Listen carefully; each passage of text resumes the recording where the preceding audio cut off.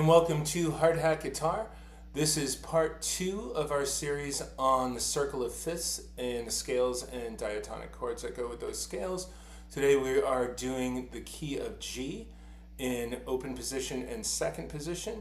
We are going to do the diatonic chords that correlate with that scale, and then we'll play the circle of fifths starting with C and ending in G, and we'll just kind of keep going with each video. Thing to know about a G scale is the G scale has an F sharp in it, whereas our C scale had no sharps or flats. So I'm going to start with G in open position slowly. That means I'm going to use open strings whenever they're available to me. And I have a finger for every fret up to the 4th fret. I am going to start with a G on my low E string on the 3rd fret, and I'm going to play it slowly and talk my way through it. Okay, so I have a G, A, B, C, D, E, F sharp, G, A, B, C, D, E, F sharp, G. Now I'm going to try that in second position. Again, unlike the C in second position, I don't have to stretch anywhere. So I have a finger for every fret starting on the 2nd fret, but the scale itself is going to start on the 3rd fret, same place, that G on the 3rd fret of my low E string, but this time I'm playing it with my middle finger or my 2nd finger. And I will talk through it again, and you can follow the tab as well. G, A, B, C, D, E, F sharp, G, A, B, C, D, E, F sharp, G, A. So if I were to play those a little bit quicker, up and back, I'm going to start with my open scale G, open position G. And I'm going to be playing it a little faster, so I'm not going to really talk through the notes. Okay, so here we go. And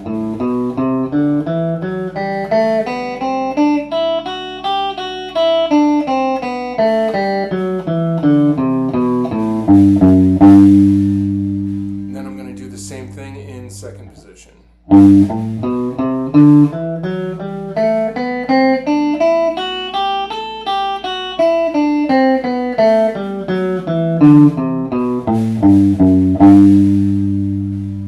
Now, obviously, you can't really say the notes out loud when you're playing scales faster. Nobody really does that. It would be kind of weird, actually.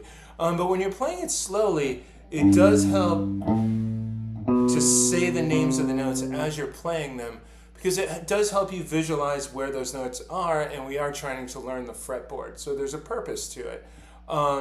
When you're playing it fast, you're going to tend to learn boxes and shapes, kind of like you do with like minor pentatonic scales, and that's okay to know those boxes and shape.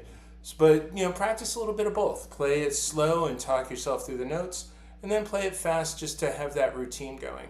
And as you know the fretboard better, you'll be able to do more creative fills with guitar, more creative riffs over somebody else's song. There's all sorts of purpose to this outside of just learning scales, in a boring way. So those are our 2 scales in those positions. There's scales, you can play it in 5th position, 7th position, so on and so forth. But I think it makes more sense to learn all the scales in a certain position and then work your way up again with all the scales. And then you're kind of learning the fretboard in its entirety and your keys all the way up the fretboard. Okay, so here are our diatonic chords that correlate with the key of G. So basically what that means is there are 7 notes in a G scale, and each of those notes can be a root note of a chord that fits into that key. That probably sounds like a lot, and we can get into it more in another video. But basically the short, easy version is these are the chords that would keep you in the key of G if you were, say, soloing in a song that was in the key of G in, like, say, a G major pentatonic scale. As long as all these chords are in the song and it doesn't venture into other like chords, usually major and minor related, you can blow that scale over the whole song. It also helps when writing songs. If you're, want to kind of go with a chord that's definitely going to be foolproof and you're in the key of G, these are chords that would work. Does that mean that if you use chords other than these, you're doing something wrong? Absolutely not. So many cool songs go in and out of different keys. But anyway, here's our diatonic chords in the key of G. So I have G, A minor, B minor, C, D, E minor, and then I have my F sharp diminished. Ooh, that's fun. So you might not use a lot of diminished chords when playing beginning songs or like easy like rock or country songs. But if you like are into blues, or these are like cool passing chords that show up in a lot of like more complex songs. So they're good to know. So those are our diatonic chords. And then so quickly I'm going to play our circle of fifths starting in the key of C. So I'm going to start with C in my open position, and we have a video that goes through that, so I'm not going to go through it again. I'm just going to go from my C to my G. So here we go, key of C. Key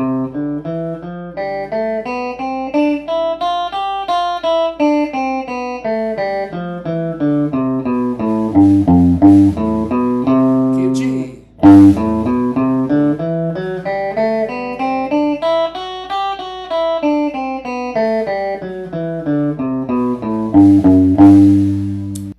Okay, now we're going to do the same exact thing in second position.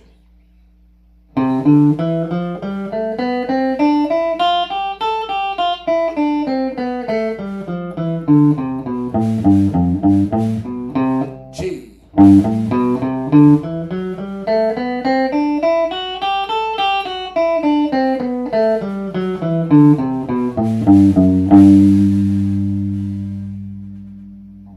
So those are the first two scales in the circle of fifths. And just to clarify, the reason they call it the circle of fifths is because if I'm starting in the key of C, which it usually starts in, I have C, D, E, F, G.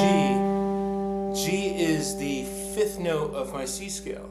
So then I'm going to start my G scale on the fifth. That's my fifth, so when I get to a new scale, I'm starting on G, G, A, B, C, D. So my next video will be on the key of D, because D is the fifth of G. And if that all sounds like super confusing, don't worry about it. Stick with it.